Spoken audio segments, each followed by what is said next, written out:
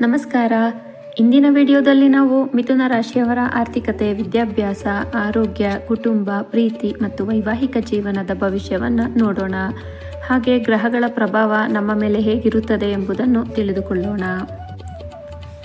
ಗುರುಗ್ರಹ ಮಿಥುನದಲ್ಲಿ ಮೇ 14, 2025ರಿಂದ ಮೇ 2026ರವರೆಗೆ ಸಂಚಾರವನ್ನು ಮಾಡ್ತಾನೆ.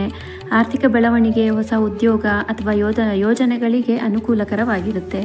ಗುರುವಿನ ಅನುಗ್ರಹದಿಂದ ನಿಮ್ಮ ಜೀವನದಲ್ಲಿ ವಿಶೇಷವಾಗಿರುವ ಸಂದರ್ಭದಲ್ಲಿ ಹಣದ ಅರಿವು ಹೆಚ್ಚಾಗುತ್ತೆ. ಹಾಗೆ ಬುಧನ ವಕ್ರದೃಷ್ಟಿಯಿಂದಾಗಿ ಹಣಕಾಸಿನ ವ್ಯವಹಾರಗಳಲ್ಲಿ ತೊಂದರೆ ಮತ್ತು ವಿಳಂಬ ಸಂಭವಿಸಬಹುದು. ಈ ಸಮಯದಲ್ಲಿ ದೊಡ್ಡ ಹಣಕಾಸು ನಿರ್ಧಾರಗಳನ್ನು ತೆಗೆದುಕೊಳ್ಳೋದನ್ನು ಆದಷ್ಟು ತಪ್ಪಿಸಿ. ಹಾಗೆ ಶುಕ್ರನ ವಕ್ರದೃಷ್ಟಿಯಿಂದ ಹಣಕಾಸಿನ ವ್ಯವಹಾರಗಳು ಮತ್ತು ಖರ್ಚುಗಳನ್ನು ಮರುಪರಿಶೀಲಿಸುವ ಸಮಯ. ದುಬಾರಿಯ ಖರ್ಚುಗಳಿಂದ ಸ್ವಲ್ಪ ದೂರ ಇರೋದು ತುಂಬ ಒಳ್ಳೆಯದು. 2025ರ ಮೊದಲ ಭಾಗದಲ್ಲಿ ಆರ್ಥಿಕ ಸ್ಥಿರತೆ ಮತ್ತು ಮೇ ನಂತರ ಉತ್ತಮ ಹಣಕಾಸು ಸಂದರ್ಭಗಳು ಬರುತ್ತವೆ. ಶುಕ್ರನ ವಕ್ರಿಗೊಂಡ ಸಮಯದಲ್ಲಿ ಹಣಕಾಸು ವ್ಯವಹಾರಗಳಲ್ಲಿ ವಿಶೇಷ ಗಮನವಿರಬೇಕು. ಗುರುಗ್ರಹ ಮಿಥುನ ರಾಶಿಗೆ ಪ್ರವೇಶ ಮಾಡೋದ್ರಿಂದ ವಿದ್ಯಾರ್ಥಿಗಳಿಗೆ ಇದು ತುಂಬ ಒಳ್ಳೆ ಟೈಮ್ ಅಂತ ಹೇಳ್ಬೋದು. ಯಶಸ್ಸನ್ನು ಕಾಣ್ಬೋದು. ಸ್ಪರ್ಧಾತ್ಮಕ ಪರೀಕ್ಷೆಗಳು, ಯಾವುದಾದ್ರೂ ನೀವು ಕಾಂಪಿಟೇಟಿವ್ ಎಕ್ಸಾಮ್ ಅಂತ ನೀವು ತಗೊಂಡ್ರೆ ಅದರಲ್ಲಿ ನೀವು ಫಲಿತಾಂಶ ಉತ್ತಮವಾಗಿರುತ್ತೆ. ಮತ್ತು ಬುಧನ ಮಿಥುನ ಪ್ರವೇಶದಿಂದಾಗಿ ಬುದ್ಧಿವಂತಿಕೆ, ಪರಿಕಲ್ಪನೆ ಮತ್ತು ಸಂವಹನ ಕೌಶಲಗಳನ್ನು ಉತ್ತಮಗೊಳಿಸುವ ಈ ಸಮಯ ನೆರವಾಗುತ್ತದೆ. ಮೇ ನಂತರದಲ್ಲಿ ಶೈಕ್ಷಣಿಕ ಸಾಧನೆಗಳು ಉದ್ದೀಪನಗೊಳ್ಳುತ್ತದೆ. ವಿದ್ಯಾರ್ಥಿಗಳು ಪ್ರಗತಿಯತ್ತ ಯೋಗಕ್ಷೇಮವಾಗಿ ಸಾಗುತ್ತಾರೆ.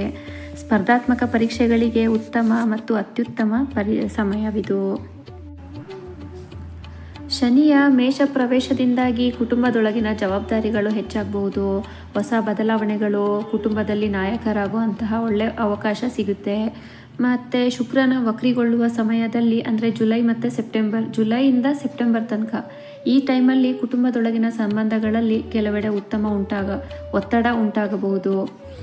ಮೇ ದಿನದವರೆಗೆ ಕುಟುಂಬದಲ್ಲಿ ಶಾಂತಿ ಇದೆ. ಆದರೆ ನಂತರದ ಸಮಯದಲ್ಲಿ ಕೆಲವು ಮನಸ್ಸುಗಳನ್ನು ಒಗ್ಗಿಸಲು ಹೆಚ್ಚು ತಾಳ್ಮೆ ತೋರಬೇಕು. ಈ ವರ್ಷ ಮೇವರೆಗೂ ಮದುವೆ ಆಗಬೇಕು ಅನ್ನೋರಿಗೆ ಕಂಕಣ ಭಾಗ್ಯ ಕೂಡಿಬರುತ್ತೆ. ಹಾಗೆ ಪ್ರೀತಿಯಲ್ಲಿ ಆಳವಾದ ಬಾಂಧವ್ಯಗಳು ಬೆಳೆಯುತ್ತೆ. ಶುಕ್ರನ ವಕ್ರದೃಷ್ಟಿಯಿಂದ ಅಂದರೆ ಜುಲೈಯಿಂದ ಸೆಪ್ಟೆಂಬರ್ವರೆಗೂ ಇದು ಪ್ರೀತಿಯ ಸಂಬಂಧಗಳಲ್ಲಿ ತೊಂದರೆಗಳನ್ನು ತೋರುವ ಸಾಧ್ಯತೆ ಇದೆ. ಹಳೆಯ ಸಮಸ್ಯೆಗಳು ಮತ್ತೆ ಎದುರಾಗಬಹುದು.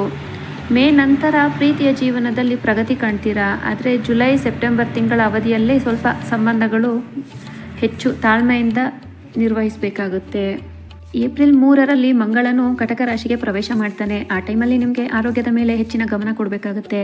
ನಿದ್ದೆ, ಆಯಾಸ ತುಂಬ ಆಗ್ತಾ ಇರುತ್ತೆ. ಕರೆಕ್ಟ್ ಟೈಮಿಗೆ ಊಟ ತಿಂಡಿ ಮಾಡಬೇಕು. ದೈಹಿಕ ಸಮಸ್ಯೆಗಳನ್ನು ನೀವು ಎದುರಿಸ್ತಾ ಇರ್ತೀರಾ. ಈ ಸಮಯದಲ್ಲಿ ನೀವು ಆರೋಗ್ಯನ ತುಂಬ ಚೆನ್ನಾಗಿ ಇಟ್ಕೊಳ್ಳೋದು ಒಳ್ಳೆಯದು.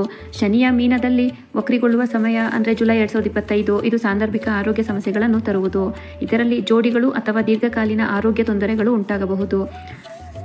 ಏಪ್ರಿಲ್ ಬಳಿಕ ಆರೋಗ್ಯದ ಮೇಲೆ ಹೆಚ್ಚು ಗಮನ ಹರಿಸಬೇಕು. ನಿತ್ಯ ಆರೋಗ್ಯ ತಪಾಸಣೆ ಮತ್ತು ಸಮತೋಲನಯುತವಾದಂತಹ ಆಹಾರ ಪದ್ಧತಿ ಅನುಸರಿಸುವುದು ತುಂಬ ಒಳ್ಳೆಯದು. ಮೇಲಿನ ಈ ಎಲ್ಲ ಸಮಸ್ಯೆಗಳ ಪರಿಹಾರಕ್ಕಾಗಿ ನೀವು ಗುರುವಿನ ಮಂತ್ರ ಜಪವನ್ನು ಮಾಡಬೇಕಾಗುತ್ತೆ. ಅದೇನೆಂದರೆ ಓಂ ನಮೋ ಭಗವತೆ ವಾಸುದೇವಾಯ ಎಂಬ ಮಂತ್ರವನ್ನು ನೀವು ಜಪಿಸಬೇಕಾಗುತ್ತೆ. ಇದರಿಂದ ಬುದ್ಧಿವಂತಿಕೆ ಮತ್ತು ಆರ್ಥಿಕ ಸ್ಥಿರತೆಯನ್ನು ಉತ್ತಮಗೊಳಿಸಲು ಇದು ಸಹಾಯಕವಾಗುತ್ತೆ.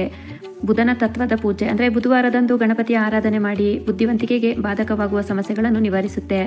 ಶುಕ್ರ ಪೂಜೆ ಅಂದರೆ ಪ್ರೀತಿಯಲ್ಲಿ ಸೌಹಾರ್ದತೆ ಕಾಪಾಡಲು ಶುಕ್ರವಾರ ಪೂಜೆ ಮಾಡುವುದು, ವಿಶೇಷವಾಗಿ ಶುಕ್ರನ ವಕ್ರಿಗೊಂಡ ಸಮಯದಲ್ಲಿ ಮಾಡೋದ್ರಿಂದ ತುಂಬ ಒಳ್ಳೆಯದು.